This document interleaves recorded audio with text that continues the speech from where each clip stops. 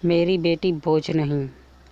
बड़े ही अरमानों से गुड़िया की तरह सजाकर दुल्हन बनाकर विदा किया था। सरोज जी ने अपनी बेटी सालू को अच्छा परिवार, सभ्य और सुशील लड़का जानकर ब्याह दिया था सालू को शेखर के साथ। सरोज जी के भाई ने रिश्ता करवाया था।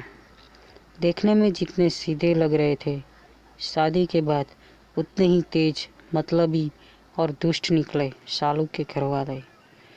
जैसे हमारे देश में ज़्यादातर घरों में लड़के के अवगुणों को छुपा लिया जाता है, उसी तरह शेखर के अवगुणों पर पर्दा डालकर बहुत ही सभ्य और समझदार लड़का बनाकर पेश किया गया। लेकिन शादी के कुछ ही महीनों में सब साफ हो गया। दहेज के लालची और मतलबी लोगों के बीच फंसी सालू सास ननद के ताने तो सह लेती, लेकिन शेखर शराब पीकर जो नाटक करता, गाली गलौज और विरोध करने पर मारपीट पर उतर आता, उसे ज़्यादा दिन तक सह नहीं पाई सालू और अपनी माँ को सब कुछ सच सच बता दिया। सरोज जी ने जब बेटी की आंखों में छिपे आंसुओं के समंदर को देखा, उसके दिल में छिपे अपार दुख को देखा, तो टूटने की बजाय अपने आप को और भी ज़्यादा मजबूत बनाया और ले आई अपनी बेटी को इस नर्क से निकालकर, जहाँ नौकरानी से बढ़कर कुछ नहीं थी उनकी फूल सी बच्ची।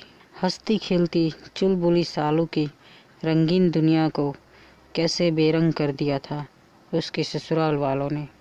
मिलकर इसे भली भांति समझा रही थी सरोज जी। अगर पति साथ देता और अच्छा व्यक्ति होता तो छोड़ आती उसे वहाँ, लेकिन पति तो और भी ज़्यादा दुष्ट निकला। ना उन लोगों के रिश्ते में प्यार था, ना एक दूसरे के प्रति निष्ठा। बस सालू ही निभा रही थी, वो भी दिल से नहीं, मजबूरी में। सालू को हमेशा के लिए घर लाने के फैसले पर सरोज जी की बड़ी बहू ने विरोध किया और कहा, माँ जी, आप सालू को हमेशा के लिए घर ले आई है, अभी साल भर हुई है, उसकी शादी को थोड़ा समय तो दीजिए, हो सकता है वो लोग बदल जाए। इस तरह घर ले आना कोई सॉल्यूशन नहीं है। क्या इज्जत रह जाएगी समाज में हमारी? लोग तरह तरह की बातें बनाएंगे और क्या करेगी ये अपने जीवन में। जानती हो ना, एक तलाकशुदा लड़की का समाज में जीना कितना दुश्वार होता है। आप इतनी समझदार होकर भी इतना गलत फैसला कैसे ले सकती है? मुझे लगता है हमें शेखर और उसके परिवार से बात करनी चाहिए। जेठानी जी की बात सुनकर छोटी बहू ने भी यही कहा। मम्मी जी, मुझे भी यही लगता है, हमें अभी इस बारे में और सोचना चाहिए। 1 साल के रिश्ते में तलाक, लोग क्या सोचेंगे? दोनों बहुओं की बातें सुनकर सरोज जी ने कहा, समाज क्या कहता है, क्या सोचता है, ये तुम लोग ही सोचो। मुझे केवल मेरी बेटी के बारे में सोचना है। वो लोग सुधर जाएंगे। महज इस उम्मीद में मैं अपनी हंसती मुस्कुराती गुड़िया को वहाँ छोड़ दूँ मुरझाने के लिए? हरगिज नहीं।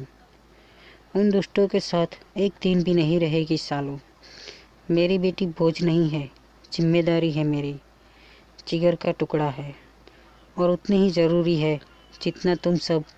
और सुनो, मेरी बेटी की जिम्मेदारी के लिए तुम लोगों को परेशान होने की ज़रूरत नहीं है।